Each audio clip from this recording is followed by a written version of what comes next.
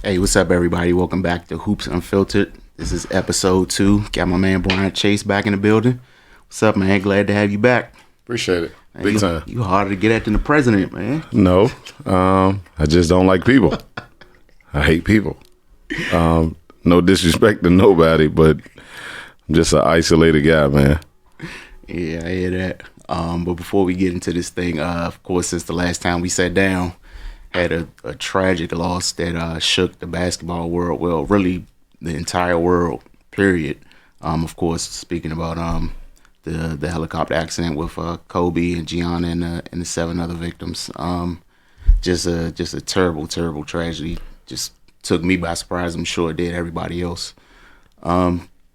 Just wanted to get your thoughts because you during your career you spent some time in LA with the DLeague affiliate, and you got to really see that up close and personal. Like, people heard the stories and they keep spouting that Mamba mentality shit, but you watch that live. Just kind of talk about what you were able to absorb from Kobe, seeing him work in real time.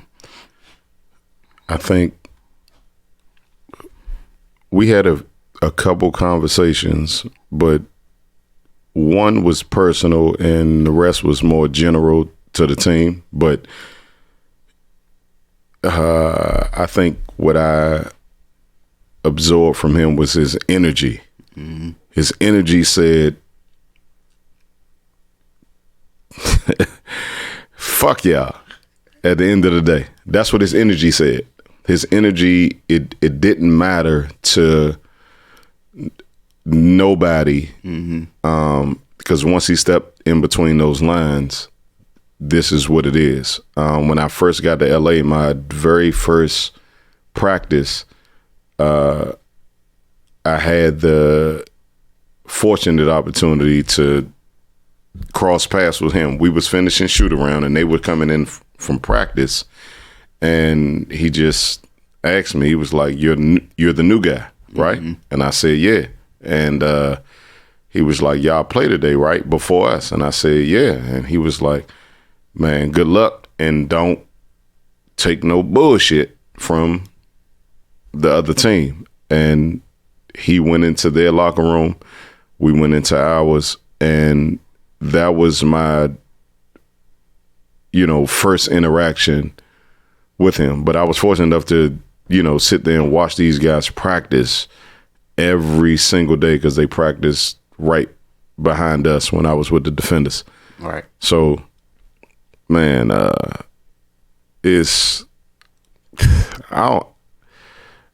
can't explain it. I'm still in contact with a couple guys from LA. Mm-hmm. They're not the defenders no more. They're the South Bay Lakers. And their coach is one of my great friends, and we've had dialogue over the last month and a half or so, since his passing, and the energy means something totally different. Like, it's Kobe, man. Right. Like, you like, I can't put it into words, because I'm from Washington, D.C., but I have ties to L.A. And even from the Kobe tragedy, Nipsey Hussle is my favorite rapper. Right. So to have my favorite rapper of all time, and I'm saying that because a lot of people won't, they'll think like, oh, you like the guy because he passed away. No. Right. When I was in LA in 2006, this is where I was groomed to Nipsey Hussle. And if you come to my neighborhood, if you come to where I am on a regular basis, it's a correlation between Nipsey and Kobe, because both of these guys played a big part in my motivation at the same time. Right. So it's just tough to deal with one loss a year ago and now have to deal with this now. But yeah, man, like Kobe is the greatest of my generation, but Mike is the greatest of all time. Right, yeah. And I know we talked before when about what one of my favorite Kobe moments is. Of course, the infamous video when he tore into them guys. Yeah, buddy, it get real uncomfortable when I'm out this. You hear me? Were you able to witness any of those type of moments? Yeah, I've seen him like smack Sasha Vujacic in the back of his head. Shut up. And you need to play harder. Mm-hmm. Like I was fortunate enough to watch them practice every single day. And then fortunate enough to watch them play every single home game. All of our home games when I was in the D-League were at the Staples Center before their games. Mm-hmm. So the Lakers played at 7:30. We played at 3:30. So we were done at 5:30. Right. And they were preparing to come on the floor. So I was fortunate enough to see the entire preparation leading up to a lot of games. And I think the best game that I had ever saw, just from a fan standpoint, was when they played the Denver Nuggets. And Carmelo and AI is on the other team. Allen Iverson is playing for Denver, and Kobe is over here. And I'm like, we just played a super tough game, and I'm super tired, but I can't not watch this game. Right, yeah. You know what I mean? Like, it was one of those situations where you see these two legends and then a legend in the making on the floor at the same time. So I saw a lot. Like, I've had somebody tell me that he would pay me X amount of dollars to see what I've seen through my eyes, because he couldn't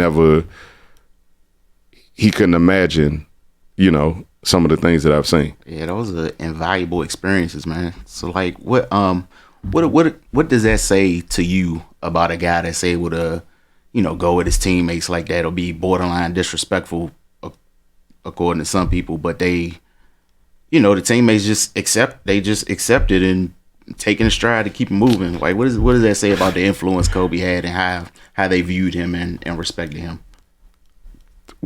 When you're the guy, a lot of times everybody has their own persona. Mm-hmm. And when you're the guy, sometimes you lead verbally, sometimes you lead verbally and physically. Kobe led by example. Right. And his motivation was, he gonna talk his shit. Mm-hmm. He's gonna say, y'all can't stop me. Now, who's up to the test of stopping me? Right. So he was literally trying to, play reverse psychology on his teammates in order to get the best out of them. And to be able to see that on a daily basis is a part of the reason why I had my success in LA. Okay. Before I went overseas or whatever. But Kobe was, and you talking about Kobe, Lamar Odom, Pau Gasol, Ronnie Turioff, Sasha Vujacic. Yeah, that was the year they won the championship, if I'm not mistaken. Yeah, it was the year they won the championship. So you can't take away from the greatness, and you look at the impact that he had, especially verbally, because he would tell you, y'all niggas soft. And in his mind, that's what he really felt. But he was also trying to bring a toughness to the table because Right. you in LA, it's very, very like laid back. It's a very, very laid back environment, and when you get there, you would think that, man, everybody's smoking weed. That's how laid back it is. Right, yeah. That's how laid back it is. Uh-huh. And it's really not that, but the environment is totally different, let's say, from a place like Miami where I was. It's totally different. And you're on South Beach. And LA is just a different environment, and totally and Kobe, I don't know. It was just a different mentality, a different attitude when he walked in the gym. You wasn't in LA no more. Right. Yeah, it was one of those situations. Yeah. But yeah, man, I definitely appreciate you sharing your experiences. Like I said, those are invaluable experiences that a lot of people don't get to have. It's rare that you get up close and personal with not only a great basketball player, but one of the greatest to ever lace up the sneakers. So yeah, thanks for sharing that. And so just kind of picking up where we left off last time, kind of started talking about your college career and dabbled a little bit into your overseas career. But in regards to college, committed to Virginia Tech, went there. Ricky Stokes was your coach, but he wasn't the coach when you committed, was he? No. I committed to Bobby Hussey. Okay. He was there in, I think, March or April of my senior year in high school. They fired him, but I kept my commitment. What made you do that? Honestly, I don't know. I know, but I don't know. It was one of those situations where the campus, going on my visit, it did something totally different to me. Like I'm a city kid, and born and raised in Southeast Minnesota Avenue by way of Trinidad, and I had a few run-ins with life, and I was like, it was something totally different than what I was used to, and I kept my commitment, and I just did nothing but work. Right. Period. And, being fortunate enough to play on one of the, the best AAU programs in the country, talking to my coach, like my high school coach actually he took me on my visit for that weekend. My head coach and assistant, they took me on my visit. And after leaving there, we also had a conversation, and he was just like, man, they want you, and it's your situation. He was like, there's no reason to look at anything else after this because this is what you want. Right. And we sat on it for about a week, and then I committed. So that was that situation, but it wasn't a lifelong thing. It wasn't, like my mom went there or nothing. Like I'm the first in my family to go to college. So it wasn't none of that. It was just me looking for a change. Okay. More than anything. Yeah. So that's why I committed to Virginia Tech. All right. So you end up going there. You play your 4 years. So during your time, there was another athlete there, probably one of the biggest college football players ever, Michael Vick. Yeah. So your experience was probably a little unique. So not only were you a student at Virginia Tech during the Vick years, you were a student athlete at Virginia Tech during the Vick years, and you were probably the best person on the basketball team. So Vick got football, you got basketball. What's that experience like, being on that type of platform? It was, I don't know. Again, like I'm one of these people. I live in the moment more than cherish the moment. Right. And I try to and try to take that with me as I go. But I know, like, my freshman year, I was like blown away because we were trying to get the basketball program back on track, but it's hard to get the basketball program back on track when you have this larger than life figure, you know, just, he got the whole town. He got anything probably within 60 miles of campus. He got it locked down. And they was in Virginia Tech is in Blacksburg, but you know, it was signs that I saw on the highway. Right. They crossed out black and called it, and somebody spray painted Vicksburg. And you're talking about this guy who took a football program from obscurity, and I ain't gonna say obscurity for real, but you know, he just elevated it. Oh, totally different. It was ridiculous. So it made sense why the bleachers in the Coliseum got done after we lost the Sugar Bowl to Florida State. You know what I'm saying? Like, it was a lot of things that happened because he brung a lot of money to the school. He brung a lot of money to the school with, you know, the endorsements outside of his donations, but just him being that, you know, number one football player in the country.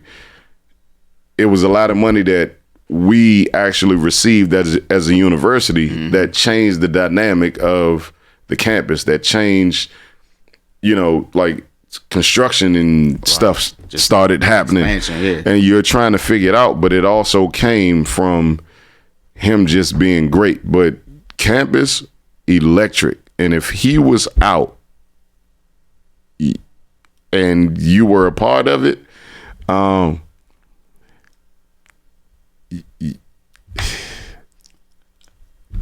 hey, you had fun. Period. That's how it worked. So did y'all have a relationship? Was y'all cool? Yeah. He was the homie. Always. If I, like, when I got hurt, we had to take a couple, like, we were called in at 6 o'clock in the morning, I think twice, to take a drug test or whatever. He was there, but any time that it was noted, because he actually lived in the same complex that I lived in next door. Well, the next building. So it wasn't a disparity. Like, I probably was the only basketball player that lived amongst all of the football players. Gotcha. And when I got hurt and I had to have surgery, he was one of the ones that was trying to figure out, like, how, why did it happen? And he let me know that, you know, he was coming to the games to watch me play. He played pickup with us in the summertime, and I'll tell him to his face that if he could slow down, he could actually play basketball. But until he slowed down, he's sorry as shit. Period. So, but was he? Could he play, or he was just like one of them football dudes that play basketball, or could he? Nah, he could play a little bit. Okay. He just was so fast. Everything he did was fast. The best basketball player on the football team was D'Angelo Hall. Okay. Redskins cornerback, Atlanta Falcons, whatever. Funny, I saw we linked up like 2 weeks ago at my son's AAU game, but he was the best basketball player on the football team by far. Oh wow! In my opinion, nobody couldn't do nothing with him because he actually had the skills to play the game along with the athleticism. Okay. So Michael Vick was a football player that just loved to play basketball. D'Angelo Hall was an athlete. Got you. And he can play, flat out play. All right. So in regards to your basketball career at Tech, if you could just give an overall grade of your 4 years, what just in terms C. of It was a C. Why C? Why was it in the middle like that? Because I didn't start out the way. I mean, I didn't finish the way that I started out. Okay. And it was a lot of, moving parts into that. Of course, you asked earlier, who did I commit to? And I told you I committed to another coach as opposed to the coach that I played for. And that played the biggest part in it. I was fortunate enough to play with my brother, my homie, Eric Branham. And he can attest to it. Our coach told us that he didn't want his point guards to shoot. And if we shot the ball, we was coming out the game. And that hurt, and I looked at it from the standpoint like, I made the Atlantic 10 All Rookie team. I was the MVP of the team, when we had our awards banquet my sophomore and junior year. And my senior year, the vibe wasn't right. I got into it with the coaches a couple times, but I fixed my grades. So I can't explain it. Like, it's not coach's fault. It's not my fault. It was just I was caught in the middle at the wrong time. So it's cool, but it didn't stop me at the end of the day because I've had, a few people reach out to me once they saw that, oh man, he didn't get drafted or he wasn't even nowhere close to the draft board, but man, look at his career. Right. And that's how, things turned around for me mentally. So, yeah, I don't know how to explain it, man. Like, I want to say some stuff I shouldn't say. So how do you function with a coach that pretty much takes away your best attribute by saying you don't want his point guard shooting the ball when you're a deadly shooter? Make him play you. So like it's one practice where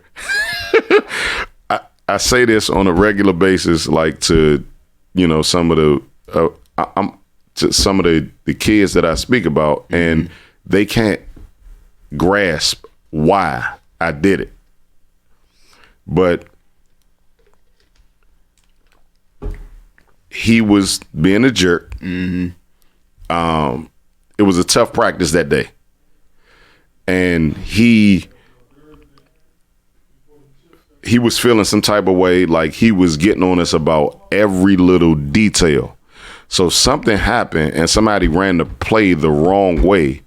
And I got one of my homies next to me and he was like, he was changing the drills. And one of my homies next to me, one of my teammates was like, he said something stupid. And I kind of laughed a little bit, chuckled, and he heard me. And he was like, oh, your captain. He thinks it's funny. Everybody on the line. And I looked at him and I said, why?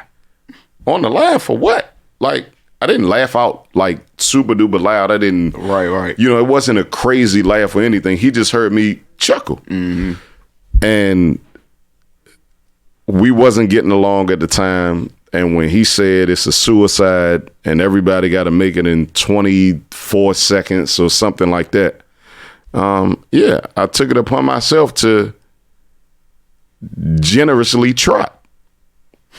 They ran the suicide hard as hell. And I chilled. And I finished that suicide. Again, since Brian want to be an asshole, we got to do it again. I did it again. So you told him to kiss the blackest part of your ass. Yeah, the blackest part, the spackle on my foot. I did it 3 times, and then that's when my teammates started like barking, like, "Come on, Chase, man, stop playing."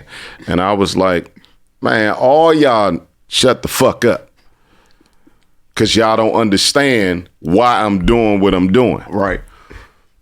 And I didn't do it. So then after the 3rd time, when I told them to be quiet, he kicked me out of practice. All right. I'm cool with that. About to go to this this cafeteria and get this steak and these mashed potatoes and eat good and go home. So it's like when your parents send you to your room, you got video games in there. There you go. All right, man. You didn't take the fucking accolades, or not the accolades, but the perks away from me. You kicked me out of practice. I was tired anyway, nigga. That's how it worked. So we just never saw eye to eye from that day. And to be honest with you, he went to UVA. And we was at Virginia Tech. That's our rival. That's like Duke, North Carolina. That's like Texas Tech and Texas. That's the in-state rival. I don't know how much, like, if he was there 100%. Right, yeah. You know what I mean? Uh-huh. Like, Virginia Tech gave me my opportunity. I always questioned that. And if he was sitting right here, and I'll ask him to his face, the fuck is up with you, man? It is what it is. So, whatever. When it comes to him. You ever think about leaving at some point? I did. I thought about leaving after my sophomore year. He actually came to me and was like, his room was floating around that you're thinking about transferring to Temple. I spoke to one of the assistant coaches like heavy leading up to that, but I never did. I love Blacksburg. I love the change of setting. It's totally different than Washington, D.C. So yeah, Temple would have been more the same. That's right in the middle of this exact. And I'm an hour and some change from home. Like, I wanted to get away when I committed to Virginia Tech, but I didn't want to be so far.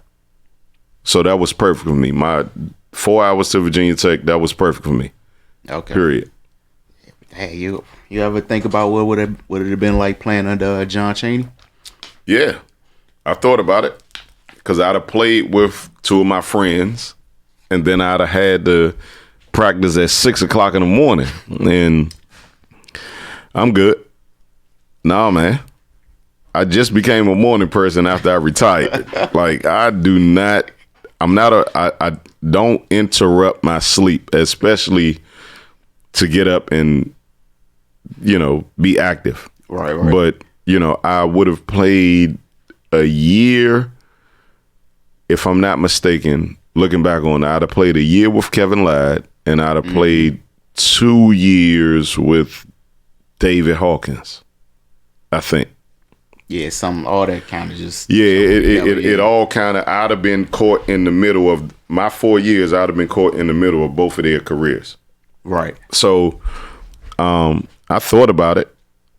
Like, I really entertained it, but I wasn't... I was like, nah, let me create my... I got to create my own lane, path, niche, whatever. And that's kind of the person I've always been. So it wouldn't have been in conference because Virginia Tech had moved on by then. Yeah, we only played Atlantic 10 my freshman year. Okay.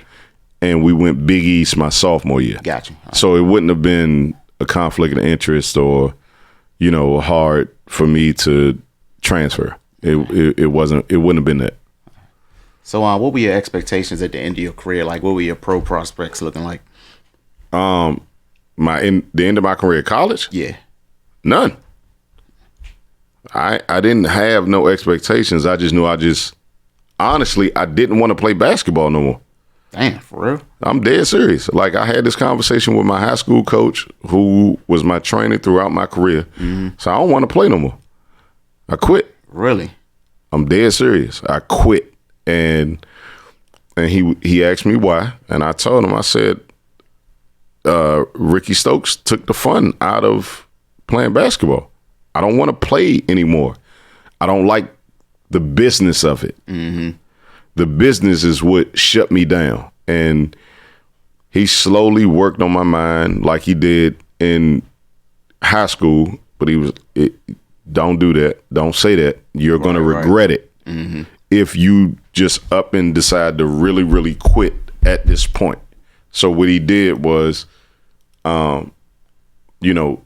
he drilled that narrative into my head, and then he slowly started getting me in the gym regularly, working, where it became normal again, because this is what I was doing since I was 14, going in the gym with him and working. And, of course, you see the ball go in, you feel like you can score 70,000 anywhere you go. Right. And that's what got me back into the mode where I wanted to play competitive basketball again. And I got one phone call, then played well, got another phone call, played well, got another phone call. And next thing you know, I'm in Cleveland's minicamp. Okay. And it happened that fast. So all right, so you get to Cleveland minicamp, so it's like your first NBA experience. Was it ever a point where you was like, all right, man, this shit a little different here. I gotta step my game up. Yeah. Because the first day, I ain't finished the workout. Fucking dehydrated. I cramped the fuck up because I was trying to go so hard that I expended all of my energy. So my calves, everything cramped up, my hamstrings, everything. At this time, Danny Ferry was the GM. I want to say, who was the head coach? Don't give me the line. All right, well, that had to be Mike Brown, huh? It might have been Mike Brown. So this is like 05. So that's like Paul Silas or somebody. Like. It might. I want to say Paul Silas, but I don't want to, throw the name out there. Right. Yeah, it was during that time, and I was going so hard, my whole body like locked up. This is the first day. We supposed to be there a week, and I was there with 5 other players. It was a mini camp, and I was like, oh my gosh, I'm done. I thought they was gonna send me home, but they didn't. They gave me another chance the next day or whatever. And in my mind, all I did was just drink water and Gatorade. I took the electrolyte packets that they gave me to put the sodium back in my system so that I wouldn't cramp up. Right. And Tuesday was totally different. Like, just everywhere I went, I just shot the cover off the ball. And I wound up lasting the whole week. A couple people left. I was fortunate enough to be there with, 2 people that I highly respect. One that I played against in high school, and we actually was fortunate enough to play on the same team. And another who was in LA when I was in LA at the time, and that being Roger Mason. He was there with me, and we just kept each other motivated. And then Shammond Williams that played at North Carolina. Yeah.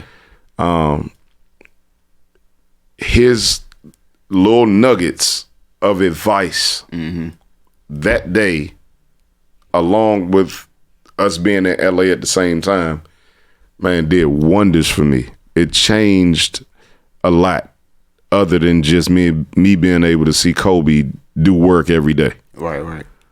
So my grind was a little different. Yeah, how long did it take you to kind of get your foot and then pretty much be confident that you could perform at that level? How long? Or like, was it just like one moment where you was like, okay, I can run with these dudes?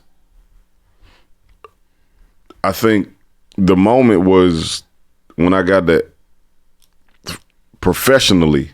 When I got to LA, coach was like, figured out. I'm not taking you out of the game. Like, you are one of our top players, because we had maybe 3 players, like, because back then the D-League was arranged a little different, and I was one of the top 3 when you talking about contractually. So regardless, whether you win, lose, or draw, it's going to go through these top players. Right. You're not coming out the game, whatever. The ball is in your hands. And from that point, that was it. And me and him, I actually got suspended my first year. In a D-League? Yeah. For what? Because, hey, man, talking me crazy. I'm not that person, but I just don't tolerate disrespect. Right. And he said something to me. I'll never forget it. We was in Arkansas, and he said something to me crazy. And I asked him, I was like, Coach, we've been on the road. It was just a question as we, got together as a group. And I was like, Coach, man, we've been on the road, and we done had like 3 games in 5 days. Is it possible that we can tone it down, because everybody's tired? We flying commercial. It's a lot of different things going on. And he was like, I don't care about that. I was like, Coach, we're the product. It's nothing that you won't feel the way that we feel. Right. Because you're just getting up, going to sleep, and talking. But physically, we're tired. He said something to me, and I said something to him. I was like, man, Coach, stop playing with me. And he took 2 steps towards me, because he was that close. Oh, shit. He took 2 steps towards me, and I took 2 steps back. I just backed up. And he said, what did you say? I said, Coach, don't walk up on me, because now the situation changed. And he was like, you know what? Get the fuck out. He put me out of practice in Arkansas. All right. Went in the locker room, just sat in there. I was cool. I'm tired anyway. That was my whole argument. Right. I'm tired. My body hurts.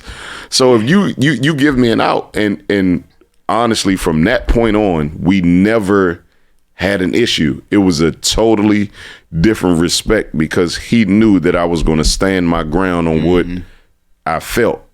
And I told him, I'm not going to put my hands on you, but don't disrespect me. We went into the office. Mitch Kupchak was the general manager at the time, told him that he needed to, figure it out as the coach. Went into his office, and we sat down and talked, and we got it together. And that was my first year in LA. And then we would perfect after that. He was arguably one of my best coaches that I've ever had, because he stayed out of the way. It kind of, not for me personally, it was just he let the players figure it out. Right. And one of the things that Shamar Williams always harped on was, Coach, get the fuck out the way. Let your players decide the game. And that's what he started to do. And it worked. It worked. We was like the number 1 team in the West, or whatever division we was in, especially that following year. And we ended the year, that first year, we won 10 out of 13 or something like that. Damn. So it worked. He started to understand, because he was an older guy, and he started to understand, you got younger players. This is a totally different generation. Yeah, you got to relate at some point, bridge the gap somehow, because otherwise you're just going to continue to butt heads. There you go. And that's why the Knicks are in their situation. We ain't even gonna get into that. Yeah, but whatever. So as you starting to be around more, you went to different camps, got experience with different teams. Was there any point you started looking at NBA dudes like, man, I'll bust this nigga's ass? Yeah, of course. Once I got to a point where I think it never was a fear, but the realistic fear is the known unknown. You don't know what you're getting into, right, or what you're going into in the beginning. Once you see that this is, oh my gosh, it's just basketball. Right. You know, yeah, he might be taller than you, but everybody's been taller than me my whole career. And it got to a point where I was like, yeah, I'm going out there and I'm gonna do work today. And it really hit home my last summer league. My last summer league, I was fortunate enough to play with Golden State, and their philosophy was just play. It wasn't, they were so laid back and free and relaxed. This was Don Nelson's, at the end of Don Nelson's last year. Okay. And it was. So this is after like We Believe team and all that shit. Yeah. This after Steven Jackson, Baron Davis. So this is Steph Curry's going into his second year. So it's like 10. 2010. Yeah, 10. Yeah. This is 10. And man, Steph practiced with us. And then he wound up having to leave to go to the USA team or whatever. But man, it was just so cool. The intensity wasn't there like my first year of playing summer league, like when I was in Utah. Right. It wasn't that kind of intensity. And because I had already went through that gauntlet, that process, man, I was the OG. I was the vet by the time I got to Golden State, and I'm sitting in the back of the bus in the last seat, you know, so that means a lot. And then I'm sitting back there, I'm joking, cussing everybody out, but just talking shit. Right. You know what I'm saying? Like, I'm not saying anything derogatory to anybody, but I just got the bus kind of, you know. You the senior. Yeah, I'm the senior. So I'm just talking and having fun with it. And that's how we played. We played free. We played, you know, energetic, whatever. Everybody could do whatever it is that they brung to the table. Whether if you was athletic, go dunk. If you could shoot the basketball. Because they told you if you don't shoot, you're coming out the game. And I ain't trying to come out the game. I wasn't trying to come out the game, period. Right. So was it ever a player that you played with, like maybe in summer league or you went in camp with, that never really caught on, but you would just look at him and be like, man, that's a bad motherfucker right there?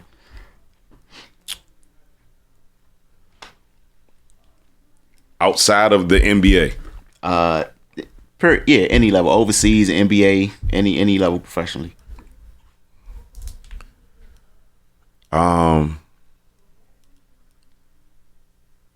A bad guy that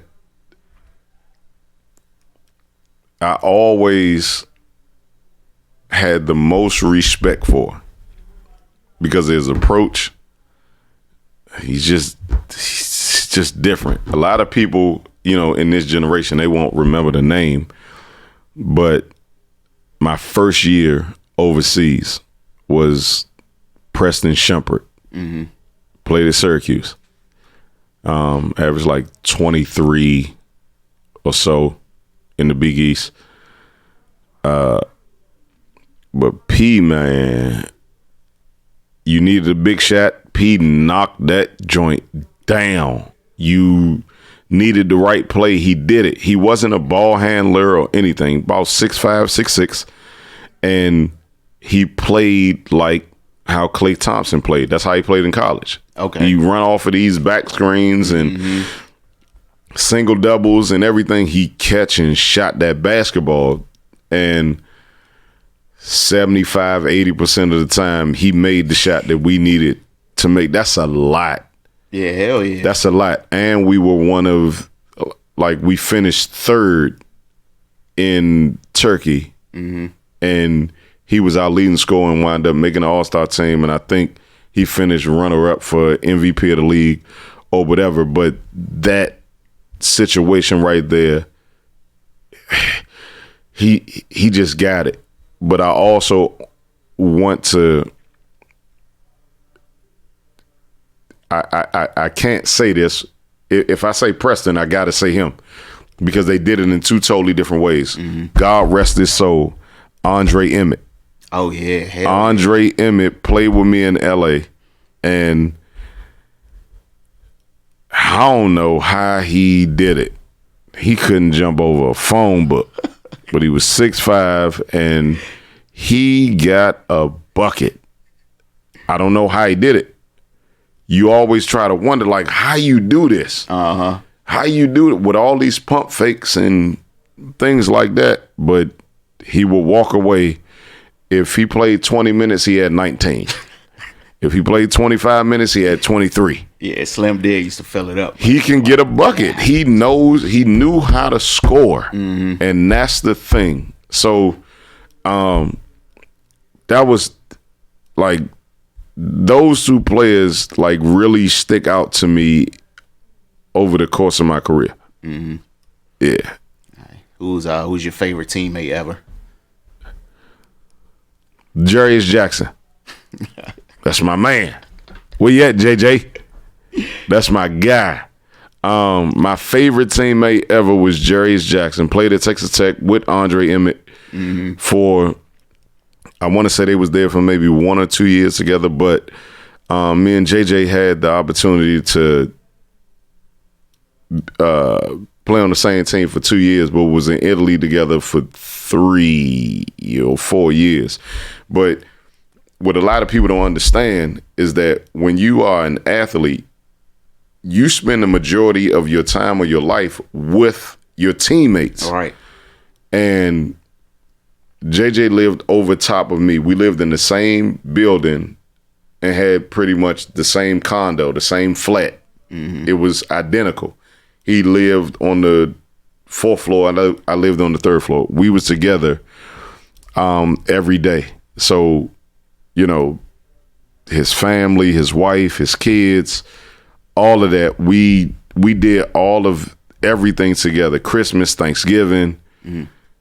And he's just a quiet, he's an introverted person. Right. But once you are around the guy, he has to be one of the funniest people in the world. And so for me, my favorite teammate of all time, yeah, it has to be JJ. Okay. By far.